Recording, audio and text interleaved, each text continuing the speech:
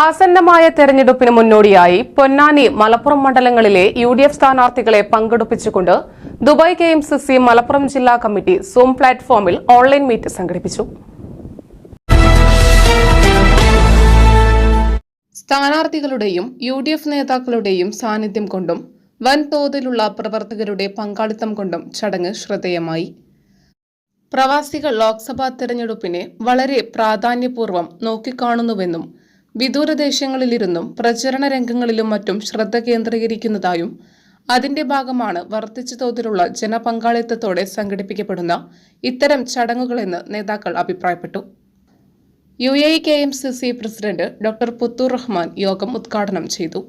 സ്ഥാനാർത്ഥികളായ AT Muhammad Basheer, doctor MP Abdul Samad Samadani, PK Anwar Naha, doctor Anwar Ameen, Musthafa Tirur, Malappuram DCC president VS Joy, OICC INCAS പ്രതിനിധികളായ advocate Ashiq, Basheer, KMCC നേതാക്കളായ R Shukoor, PS Salam, Chemukkan Yahmon, PV Nasar എന്നിവർ സംസാരിച്ചു. ജില്ലാ പ്രസിഡന്റ് സിദ്ദീഖ് കാലൊടി അധ്യക്ഷത വഹിച്ചു.